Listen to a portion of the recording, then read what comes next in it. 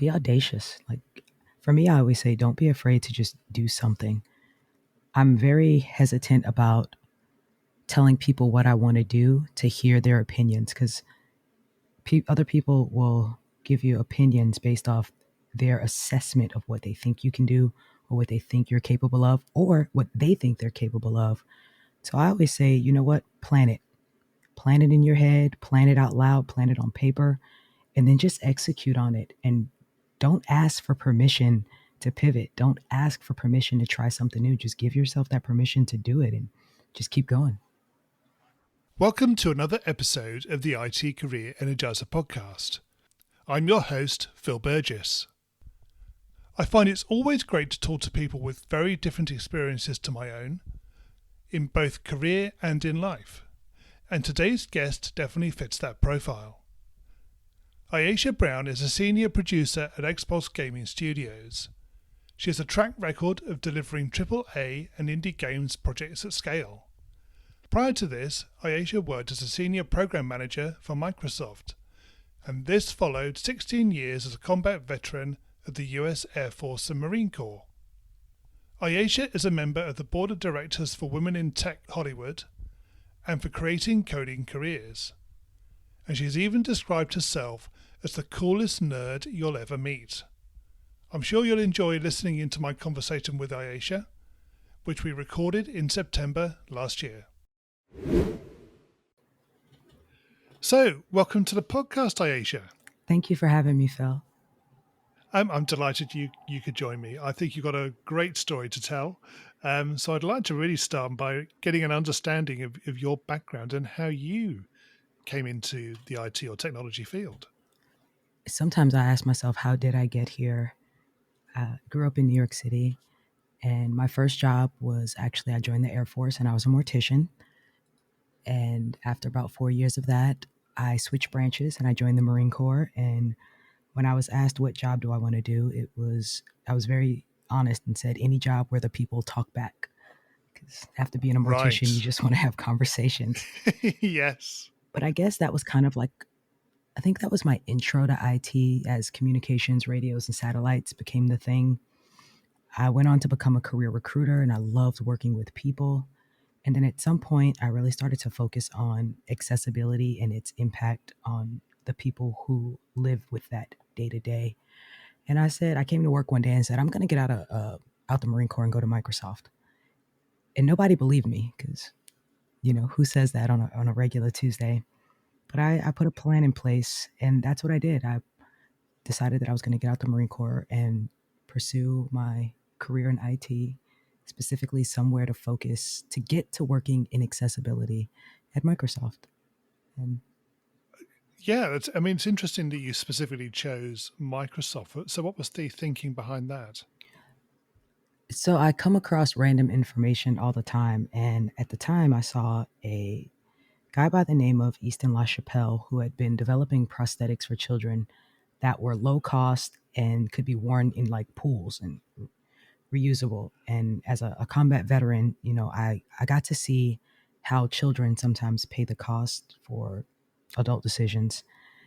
And I wanted to do something to help that next generation that were coming up with these different abilities. And I saw that Microsoft was sponsoring him and working with him. And I was like, well, if Microsoft is this invested in accessibility, maybe I can exercise my ideas there. And I just went for it. Right.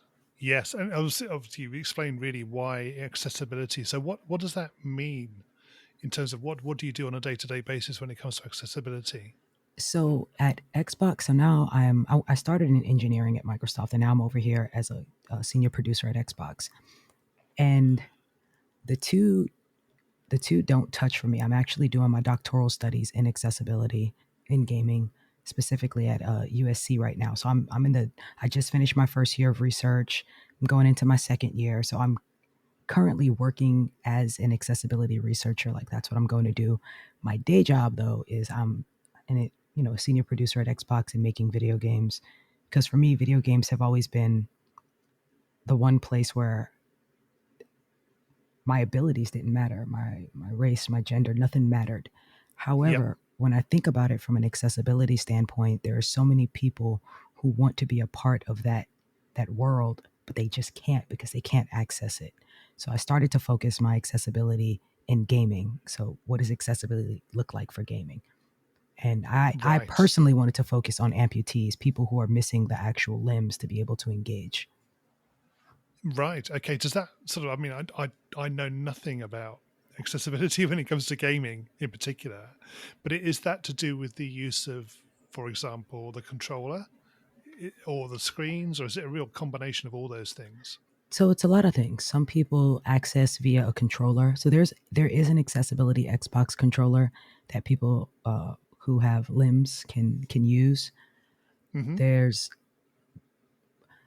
I often say that being disabled in the world is one of the most expensive lifestyles because everything is so costly. Everything comes with a most things. I won't say everything. Most things come with an expensive, custom made, tailor made. This has to be specially ordered price tag attached to it. So there are some people who game by blowing in a tube. Some people game by using their eyeballs. Some people use voice. Some people only use audio. So it just depends on what's best suited for that person and how they can communicate with the console or the mobile device or whatever application or piece of software or hardware that they're using to game. Yeah, that's interesting to hear. My understanding of accessibility is relatively limited, but I can see this as being quite a topic that's gaining visibility and momentum. Is that what you see?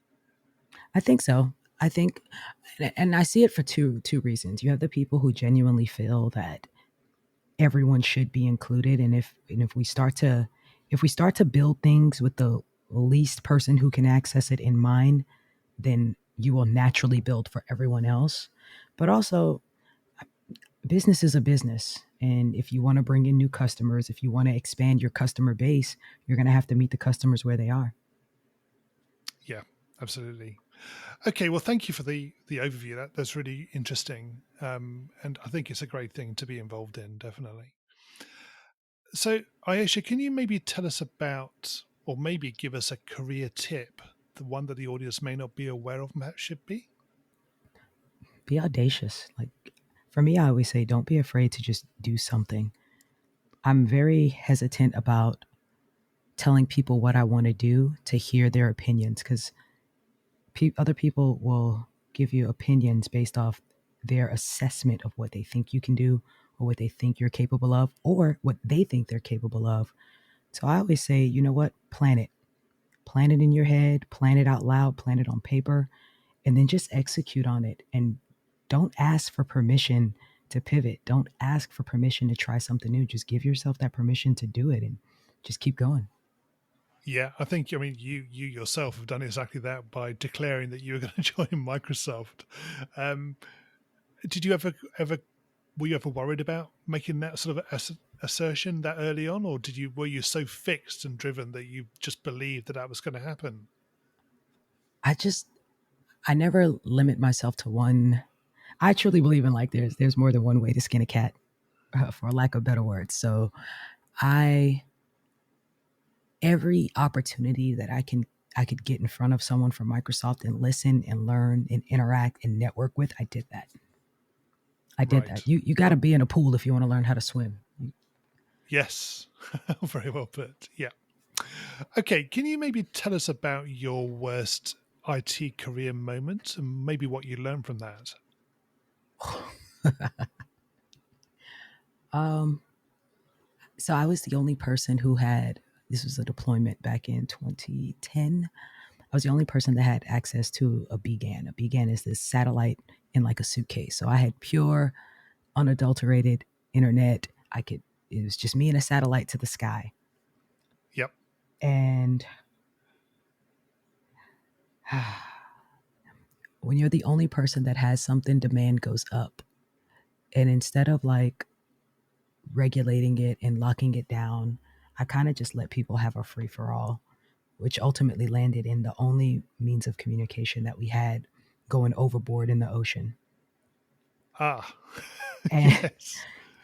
and at the time it was you get angry and you're like, how did this happen? And then you think about it in hindsight and it's like, well, there was no governance. And then you learn the importance of governance and putting systems in place to make sure that not only the hardware, the software, the assets, and people who have access to the technology are the people who are supposed to have it. So that was really my first lesson in physical security and like, well, technical physical security and just governance, how to set up a chain of custody and responsibility. Yes. Interesting. Very much so. Okay. So moving away from your worst moment, can you maybe tell us about your career highlights so far? I don't know yet.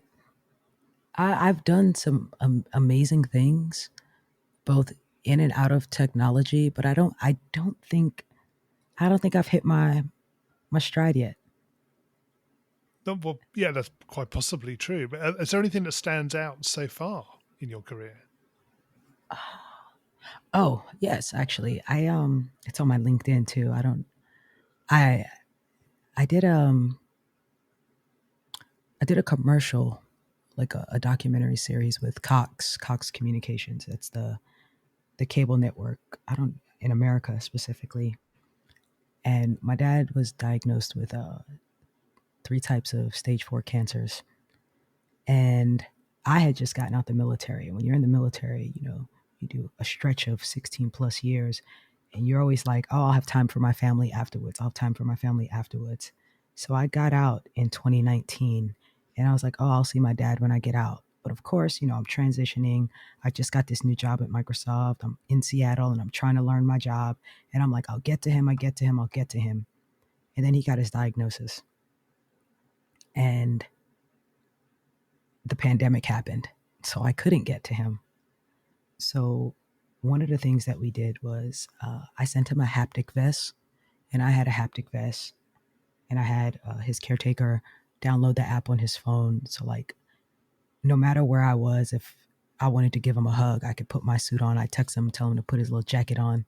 I'd hug him so he could feel it, and I could feel it. So even when I couldn't physically be with him, I was still able to be with him. Like, and I'm sure he appreciated that.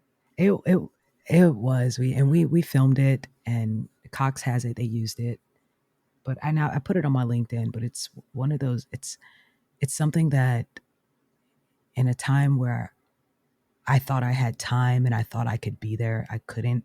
I was able to Yeah. leverage my knowledge of technology and how to use it to actually still have that connectedness. Yeah. Oh, that's fantastic. I'll definitely check that out. Thank you for, for telling us where it is as well. Okay. Aisha, can you tell us about what excites you around technology and careers in IT going forward? Everything.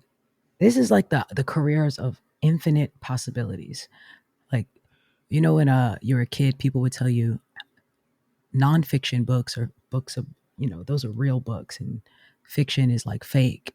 And I think of it more in a sense of nonfiction just based off facts, and fiction is like learning through imagination. And I feel like technology is the land of imagination because you cannot innovate without imagination. You have to go, I never think about things like I can't do this. I ask myself, how can I do this? Okay, well, if I can't go this way, what way can I go? And I just love that about technology. And if you really want to, you ever just want to feel like I'm not crazy, put it in front of a group of kindergarten kids. Take whatever problem you have, like I cannot figure this out, and give it to a group of kindergarten children, and they'll give you 50 different ways per child on how to accomplish what you want. And that's how I think about technology. Technology is the next generation always coming in, coming up, and being ready to put their voice in it and say, well, this is how I see it. This is how we could do it. And then we build that. Yeah. It's interesting. Going back to your point about fiction and nonfiction. Are you a great reader? Or watcher of nonfiction in any way? Is that something that inspires you? I love to read. I love to observe. I love to paint. I think I get inspiration from everything, every single thing around me. Like right now, you know, we're not even on camera, but I'm watching the wavelengths of your voice every time you talk, and I'm just fascinated by it.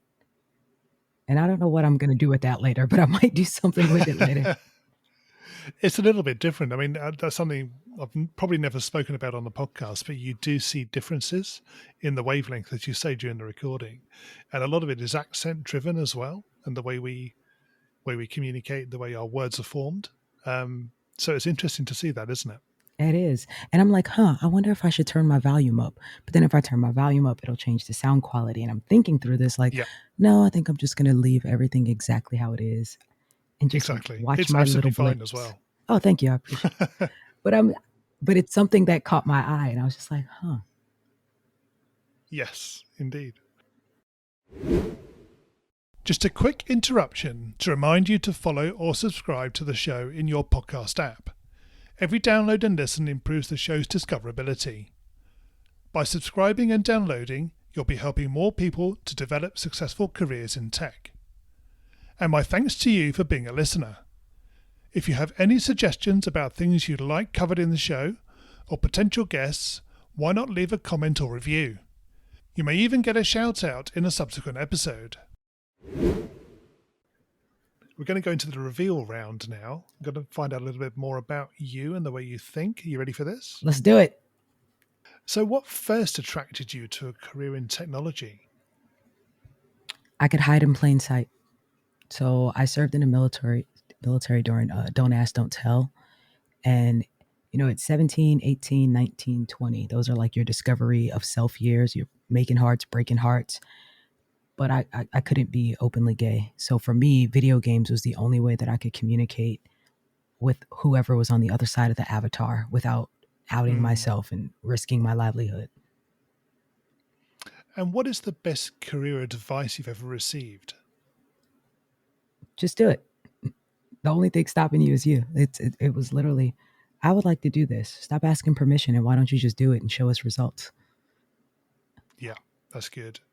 And conversely, what is the worst career advice you've ever received? You don't meet all the qualifications, so you shouldn't apply. Yes, yeah, it's interesting, isn't it? A lot of you hear a lot of people talk about this and the way jobs are described or defined. But if you met every item in the job description, then where's the ability for you to grow? That, and then you're overqualified. So yes, I don't think. Yeah, if you're a perfect match, it's probably not the right job for you. Yep. I always look for areas to grow. Yeah. And if you were to begin your career again in today's world, what would you do? I would go straight into video games. I would go straight into games, straight to the games industry and probably skip over engineering, even though I know it gave me a lot of background context. I just love it over here. And in terms of career objectives, what are you focusing on at the moment? Career objectives for me, I believe in succession planning. So because I'm a woman in gaming and I want to see more women in gaming, I'm creating a pipeline program for more women to get access to become women in gaming. So for me, that was setting up a scholarship through the school that through USC, specifically the School of Cinematic Arts and USC Games, to help give women who want to learn and study game development full ride scholarships to get there. Yeah, very good. And what's the number one non-technical skill that has helped you in your career so far? Communication. I think active listening really. Yes, I mean, I've commented on this recently actually on LinkedIn, but active listening in particular, I think, is a very underrated skill, and something that you develop as well, something you begin to understand, um, and it helps you contribute in the right way as well. Absolutely. I don't really think you can communicate without it. And what do you do to keep your own career energized? I listen. I always listen to what people want to see, what people want to experience, how people are experiencing and interacting with the products that we put out, or just like whether it's the art that I make, the paintings I create, the experiences I curate.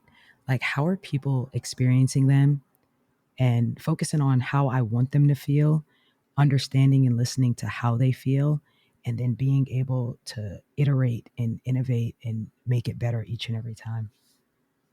Obviously, we talked a lot about your career and what you're doing, but do you do anything away from technology? Do you have sort of any downtime? Every day. Absolutely. Right before we were here, but right before you hopped on, I was painting. I love to paint Right. any medium, acrylic, oil, pencil, charcoal, you name it, I'll do it.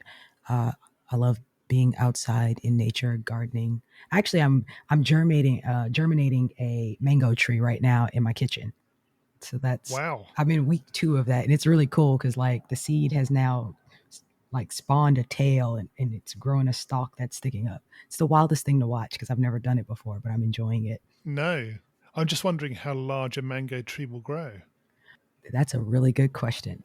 But either way, it's going in my backyard one way or another. Yes, indeed, indeed. Cool. Right. Ayesha, can you maybe share with us a parting piece of career advice? Be audacious. Everything that you say that you want to do, write it down.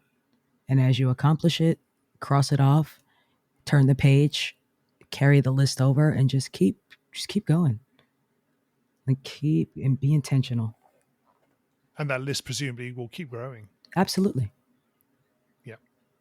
Ayesha, how do we find out more about you and connect with you?